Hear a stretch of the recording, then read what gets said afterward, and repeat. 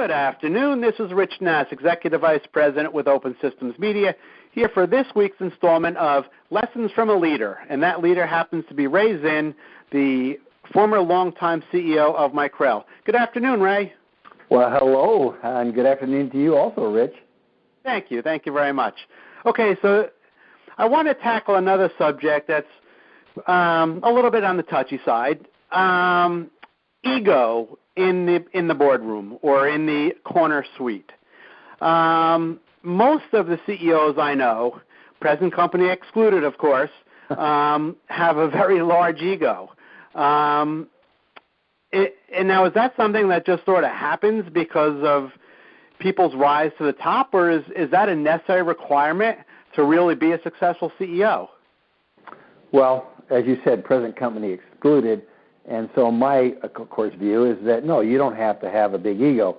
I think you have to have a confidence and assurance in yourself, but I don't think you have to have a big ego. And I don't believe all CEOs have a big ego. My good friend Balu Balakrishna, who's the CEO of Power Integrations, I don't think is one that has a big ego. And I can name a few others, too. I don't think all of them. There are some, of course, that do have a big ego, but I believe that a good leader should be loved by his people and not feared. And so, to me, a good leader is somebody who's humble, who's a good listener, that does not have a big ego, that he's not an NIH type individual, and is just a caring and kind person. I know that maybe sounds a little different than what you've been hearing from the CEOs in my industry, but when I talk to the analysts and talk to others that I've known, they have really appreciated a CEO who is honest and humble and is not necessarily narcissistic. So that's my view.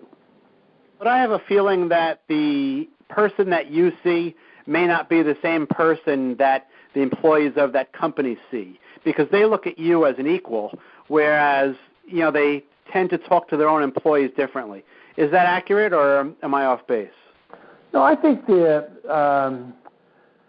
I think your view of yourself should be the same as what your people have a view of. You can tell if you're well loved and respected by just the chatter, just the information that comes back.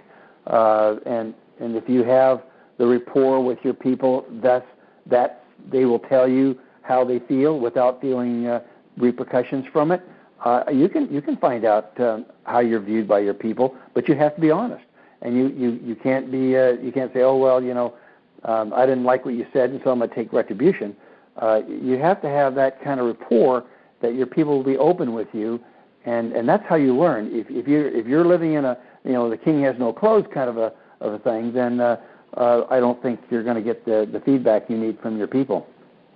Now, I'm guessing you don't think there's any correlation between ego and respect, or intimidation and respect? Well, Doberman Pinscher has an awful lot of respect, but it's intimidating. Certainly you can gain respect through intimidation, but that's not a long-lasting respect. That's a fearful respect. And I think fearful respect is not one that's long-lasting. I was a CEO of Micrel for 37 years, longest-serving CEO of a public company in Silicon Valley, and that didn't come by accident. Had I not been the kind of person that my people would work for, I would have had a lot of turnover, and I had very low turnover, the lowest in the industry. So, again, I believe that respect should come through love and being venerated, as opposed to someone who does it through intimidation. I mean, that to me is long lasting, whereas the others are very short lived. I'm thinking about what you're saying as you're saying it. I'm thinking of the people who I worked for, who use those different methods to manage. And the last thing you said about them not lasting, I would wholeheartedly agree that those that manage by intimidation do not last very long.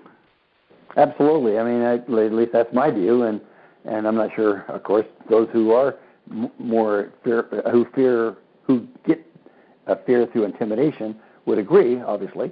But I think my people would agree. The people that are working for that individual would say that. I've had people come back to the company after being out only a month or two, leave the company and then want to come back. And the thing they said is that they told me is that they appreciated the feeling they had at the company, and they didn't have that feeling at the new company they had joined, and wanted to return back to a company where they were respected, where they felt honored and loved, as opposed to that all they were was just a number, and they were just there to feather the pocketbook of that particular company. Well, I've always lived by the motto: treat people the way you want it to be. Well, sure. I mean, that's the golden rule, isn't it? Yep. Do unto others, you'd have them do unto you. Absolutely. Yeah, unfortunately, not everyone lives that way, but it's worked pretty well for me, and I assume it's worked pretty well for you too. Absolutely, and that's what I would ask your listeners to think about is if you want to have a long-lasting relationship, you better build it on love and not on intimidation. That could go to your marriage, it could go to your children, it could go to your friends. I mean, that's the way I view it. Well, I was not intending to bring this into marital advice, but hey, whatever works, right? Listen, marital advice. I mean, a good husband is a loving husband, not one who gets respect through intimidation of his own family. I agree completely. Okay, that was Ray Zinn. He is the longtime former CEO of Micrel. He is the author of the book Tough Things First, and he is now the dispenser of marital advice. Thank you, Ray. I hope you have a great day. Well, thanks for inviting me again, Rich. Look forward to talking to you again.